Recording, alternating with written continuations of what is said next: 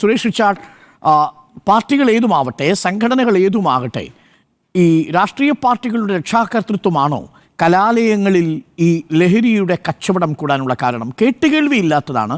കേരളത്തിലെ ഒരു ഗവൺമെൻറ് കലാലയത്തിലെ ഒരു ഹോസ്റ്റലിൽ പ്രീ ബുക്കിംഗ് ഓഫറോട് കൂടി ഡിസ്കൗണ്ട് സെയിലിൽ ത്രാസ് വെച്ച് കഞ്ചാവ് കച്ചവടം നടന്നിരുന്നുവെന്ന വാർത്ത. താങ്കൾ ഈ വാർത്ത കേട്ടപ്പോൾ ഞെട്ടിയോ സുരേഷ് റിച്ചാർഡ്?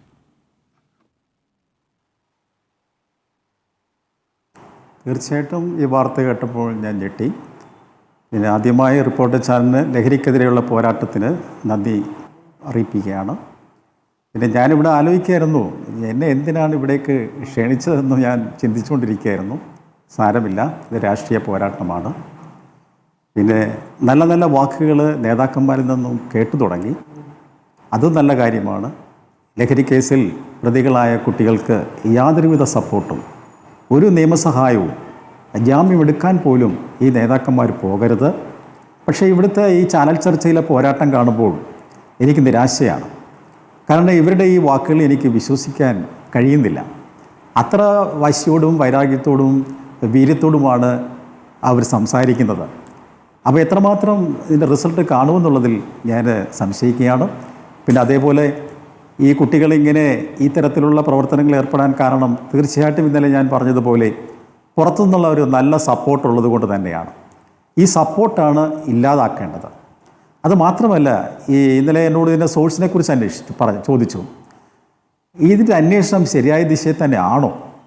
കാരണം ഹിന്ദു പത്രത്തിലെ റിപ്പോർട്ട് കോട്ട് ചെയ്യുകയാണെങ്കിൽ donations were collected for the purchase of ganja എന്ന പത്രത്തിലുണ്ട്. അപ്പോൾ ഗഞ്ച വാങ്ങാനായിട്ട് സാമ്പത്തിക സഹായം ചെയ്യുന്നത് 27 NDPS ആക്ട് 27A അനുസരിച്ച് നോൺ ബെയിലബിളാണ്.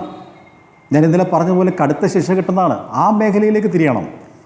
ഏതൊക്കെ കുട്ടികളാണ് ഇതിന് വേണ്ടുന്ന സാമ്പത്തിക സഹായം നൽകിയത്?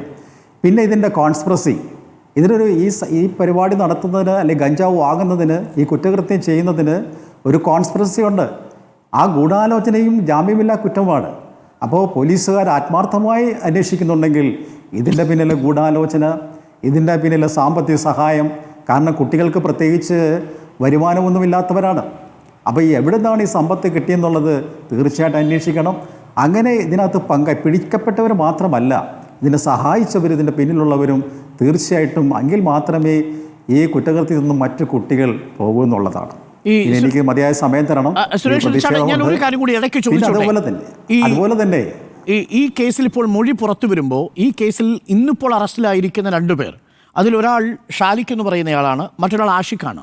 ഇവർ രണ്ടുപേരും ഈ ഭാഗങ്ങളിൽ നിരന്തരം ഈ ലഹരി കച്ചവടം നടത്തിയിരുന്ന ആളുകളായിരുന്നു എന്നാണ് മൊഴി ഇപ്പോൾ പുറത്തു വരുന്നത്. ഇയാൾ 3 വർഷം ഈ പോളിടെക്നിക്കിൽ പഠിച്ചയാളാണ്.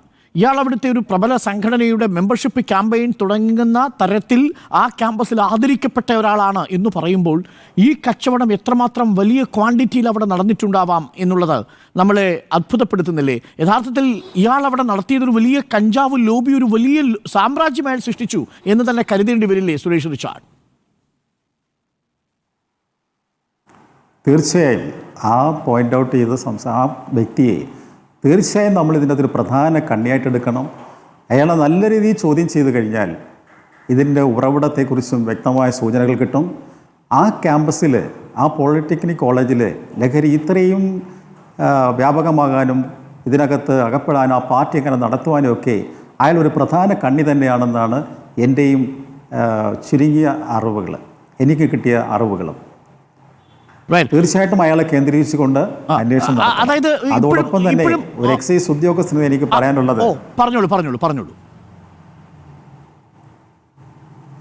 ഒരു എക്സൈസ് ഡിപ്പാർട്ട്മെൻറ്റിലെ ഉദ്യോഗസ്ഥനായിരുന്നതുകൊണ്ട് ഞാൻ പറയാണ്, എക്സൈസ് വകുപ്പിനെയും കൂടി ഒന്ന് നവീകരിക്കേണ്ടതുണ്ട്. എക്സൈസ് ഏതൊരു കേസ് എടുക്കുന്നതിലല്ല, എടുത്ത കേസിന് ശിക്ഷ വാങ്ങിച്ചു കൊടുക്കുന്നതിലാണ് അതിൻ്റെ ഫലമുണ്ടാക്കുന്നത്. അപ്പോൾ കേസെടുത്ത ഉദ്യോഗസ്ഥർ തന്നെ കേസ് അന്വേഷിക്കുന്നത് ശരിയല്ല. അതിൻ്റെ ട്രാൻസ്പറൻസി, എഫിഷ്യൻസി, സ്പീഡ് ഒന്നും കൂടില്ല. അതുകൊണ്ട് പോലീസ് ഡിപ്പാർട്ട്മെൻറ്റിൽ ഉള്ളതുപോലെ ക്രൈംബ്രാഞ്ച് സംവിധാനം എക്സൈസ് വകുപ്പിലുമുണ്ട്. ഇപ്പോൾ ഉള്ള ക്രൈംബ്രാഞ്ച് അന്വേഷണം സോണൽ ലെവലിലാണ്. ദക്ഷിണ മേഖല, ഉത്തരമേഖല, അതുപോലെ തന്നെ സെൻട്രൽ സോൺ.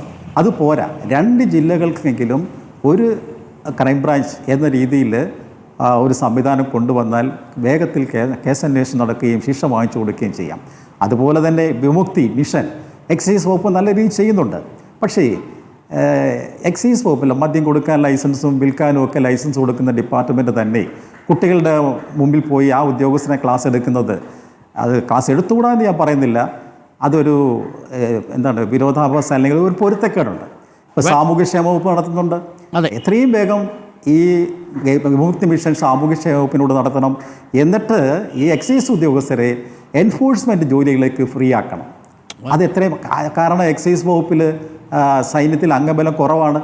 അപ്പോൾ അത്തരത്തിലുള്ള തീരുമാനങ്ങളോട് ഈ ഗവൺമെൻറ് ഈ സാഹചര്യത്തിൽ കൈക്കൊള്ളണമെന്നുള്ള ഒരു അഭ്യർത്ഥന. അതുപോലെ എല്ലാ ഓഫീസുകൾക്കും വാഹനം കൊടുക്കണം. 15 വർഷം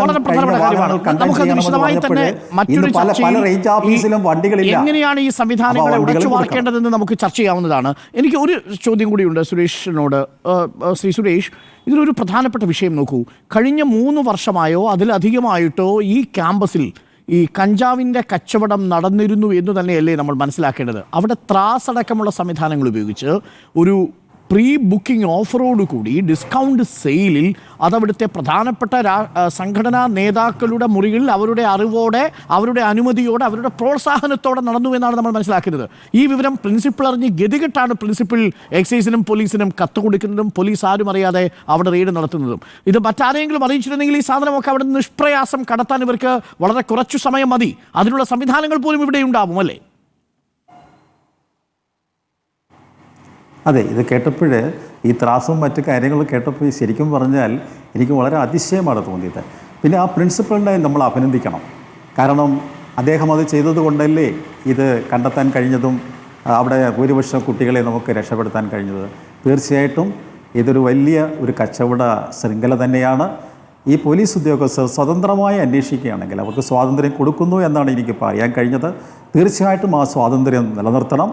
അവർ ഇതിൻ്റെ സോഴ്സും ഇതിൻ്റെ കണ്ണികളും എത്ര നാളായിട്ട് ഇത് കച്ചവടം ചെയ്യുന്നു എന്നുള്ളതെല്ലാം സവിസ്തരം അന്വേഷിച്ചൊരു മാതൃകാപരമായ ഒരു കുറ്റാന്വേഷണവും അതിൻ്റെ ശിക്ഷയുമായിരിക്കണം. കഴിയാത്ത പാകത്തിലുള്ള മാതൃകാ ശിക്ഷ കൊടുക്കണം എന്നുള്ളതാണ്. ഞാൻ അങ്ങയിലേക്ക് തിരികെ വരാം. ശ്രീ നവാസ്,